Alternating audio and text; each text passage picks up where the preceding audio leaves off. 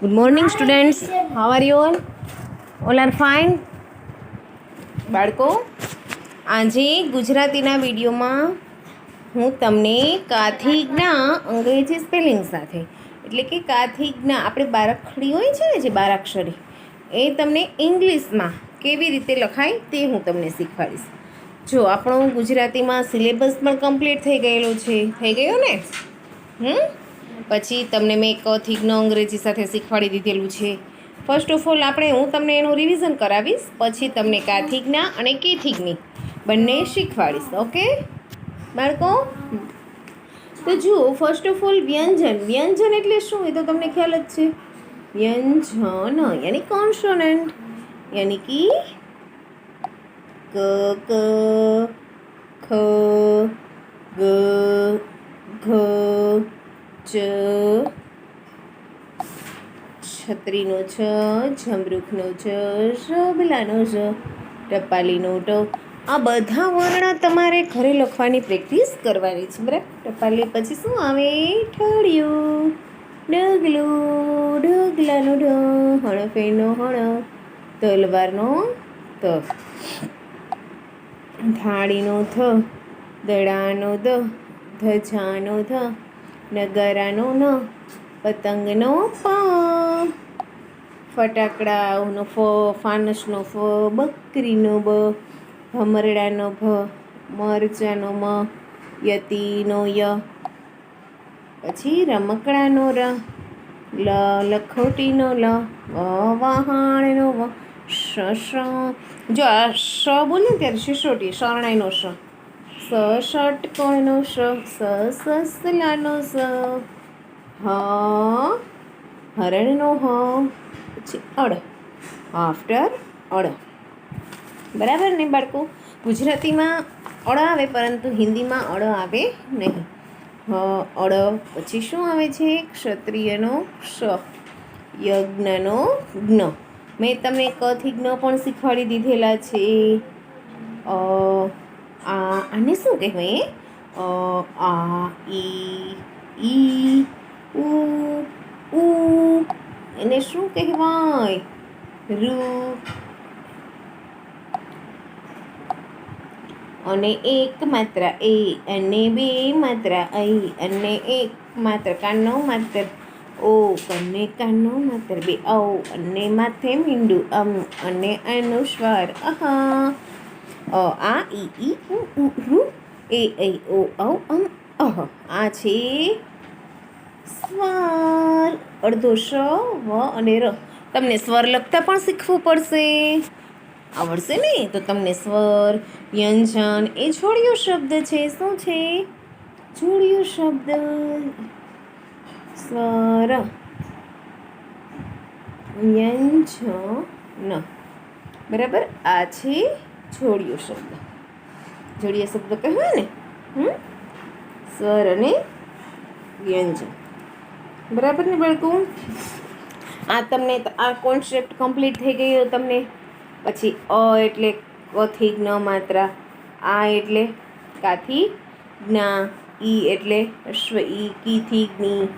તમને હું આજે આ ત્રણેયની ઇંગ્લિશ શું થાય એ પણ હું તમને શીખવાડીશ. એટલે કે અ છે, અનો શું થાય? ચલો, અ છે તો અનો એ થાય ને ઇંગ્લિશમાં. અનો એ, આનો પણ એ જ થાય, ડબલ એ. ઈનો આઈ.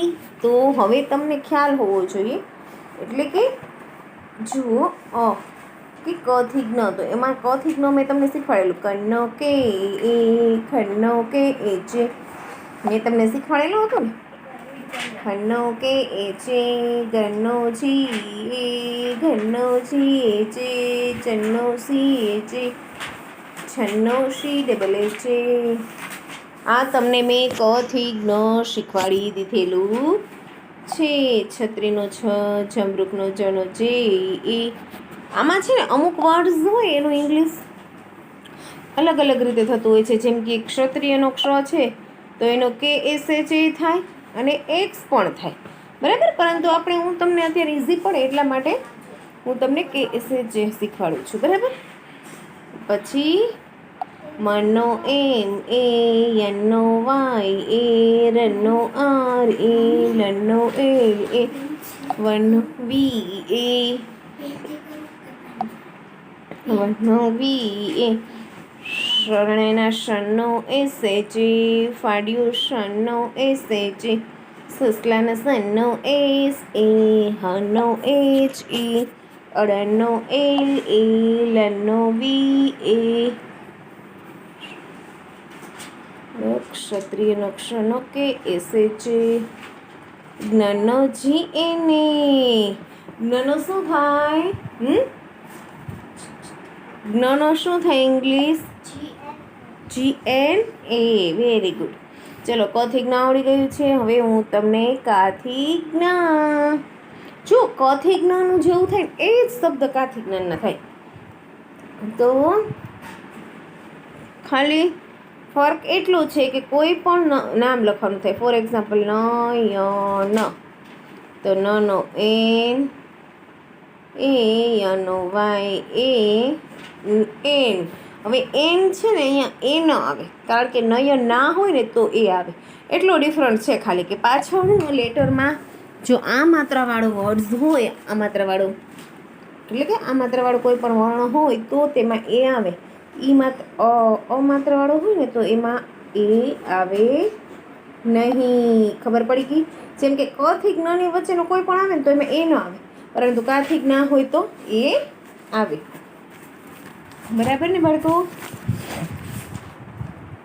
કાની જેમ જ કાનો કે એ ખાનો કે જે ગાનો જી એ ઘાનો જી એ જે જાનો શી એ જે છાનો સી ડબલ એ જે જાનો જે એ ઝાનો જે એ જે અથવા ઝેડે ટાનો ડી એ ઠાનો ડી એ જે ડાનો ડી એ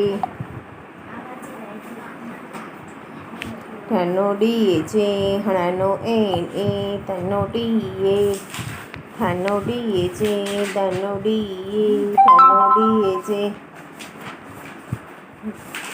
નાનો એન એ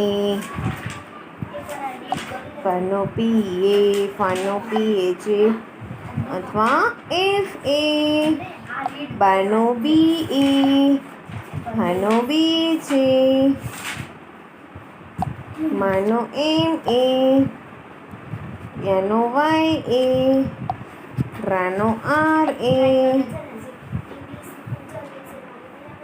લાનો એલ એ વાનો વી એ શાનો એસ એ છે શાનો એસ એ છે સાનો એસ એ હાનો એચ એ અડાનો એલ એ લાનો અડક્ષાનો કે એસ એચ જી અને જ્ઞાનો G N A. Okay, G N N છે કે એ.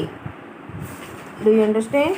ખબર પડી ગઈ છે તમને? જો ફોર એક્ઝામ્પલ તમને હવે હું શીખવું 5 નામ આપું. ચલો નયન કનક લતા. તો ચલો નયનનું શું થાય તમને આવડવું છે. નનો એન એ યનો વાય એ અને નનો એન. કનકમાં કે એ એને કે. લતા તો કે એલ એ ટી એ તા છે ને એટલે ઓનલી ફોર તો હતો એટલે ટી. સમજી ગયા? તો તમારે એમાં 5 અમાત્રાવાળા 5 નેમ્સ, આ માત્રાવાળા 5 નેમ્સ, પછી હવે ઈ માત્રાવાળા હું તમને શીખવાડું અંગ્રેજી સ્પેલિંગ સાથે. બરાબર? તો તમારે લખવાની પ્રેક્ટિસ કરવાની અને લખી અને હોમવર્કમાં પણ મોકલવાના કે જેથી કરીને તમને ગુજરાતીનું ઇંગ્લિશ અને ઇંગ્લિશનું ગુજરાતી કરતાં આવડી જાય. તો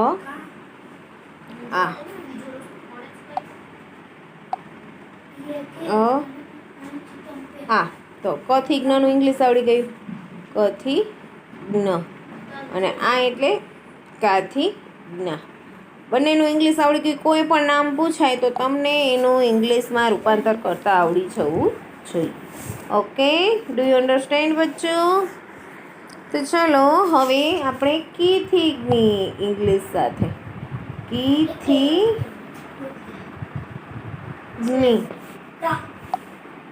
થી ની એટલે ઈ માત્રા. ઈ મેં તને કીધું ને અનો એ, આનો ડબલ એ અને ઈનો આઈ.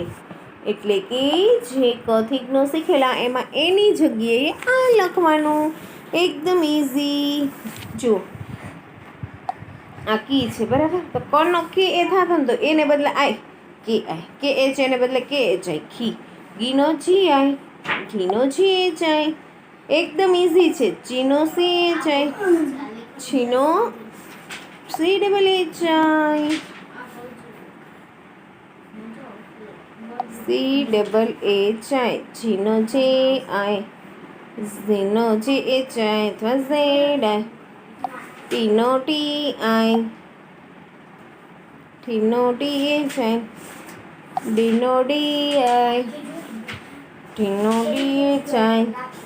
ણીનો એન આઈ, ટીનો ટી આઈ, ટીનો ટી એચ આઈ.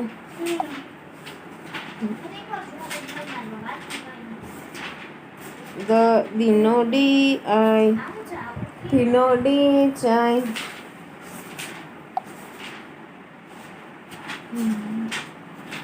નીનો એન આઈ,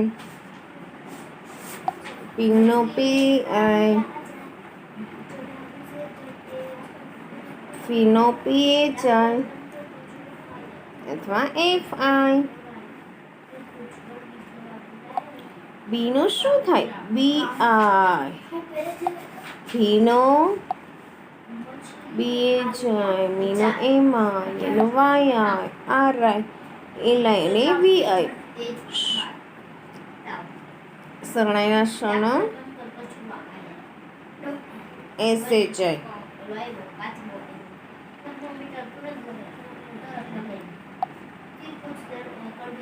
ફાડિયા શનો એસ એચ આઈ. પહેલા બે સ હોય ને એનું સેમ જ હોય છે. લાસ્ટમાં જે સ હોય છે સસલાનો સ, એનું એસ આઈ થાય. શું થાય? S I. હીનો એચ આઈ, અળીનો એલ આઈ.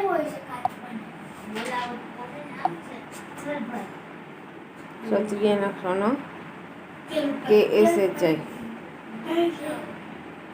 મીનો જી એન આઈ. ખબર પડી ગઈ છે? કીથી ની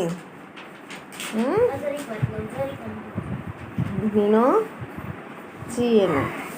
બરાબર. તો હોમવર્કમાં જે બે પેજ આપું ને તે તમારે ગુજરાતીની ફેરબુકમાં એકદમ પરફેક્ટ હેન્ડરાઇટિંગ લખવાના રહેશે. ને પછી તમને હું ચલો થોડાક નામ લખાવું, એને ઇંગ્લિશ પણ લખવાનું. નયન. ચલો બોલો તો મને અ આ અને ઈ માત્રાવાળા 2-3 નામ આપો. ચલો. કાજલ, રામ, પછી આખું નામ વાદળ, લતા,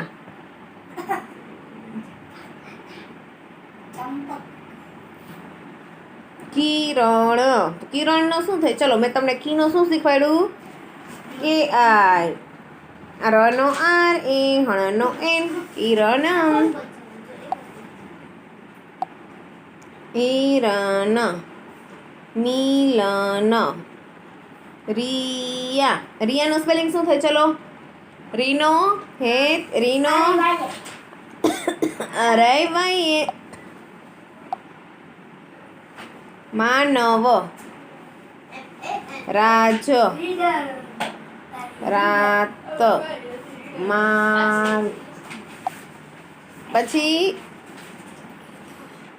વિશાલ. વિશાલનો સ્પેલિંગ શું થાય? ચલો કોણ બોલશે? વીનો વી આઈ, શાનો એસ એચ એ, લનો L, V I S H A L.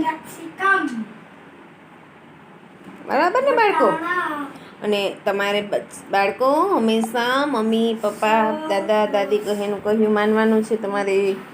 બરાબર. અને હોમવર્ક વ્યવસ્થિત કરી લેવાનું. ઘરે કોઈને કંટાળો નથી અવડાવવાનું. બરાબર. અને જેમ કહે એમ કરવાનું છે. ઓકે, સમજી ગયા ને? આપણાથી મોટા કહેવાય. પછી હું તમને એક સ્ટોરી કહું છું, ચાલો સાંભળો. બરાબર. જો એક છે ને બકરી હતી. બકરી એટલે ગોટ. એ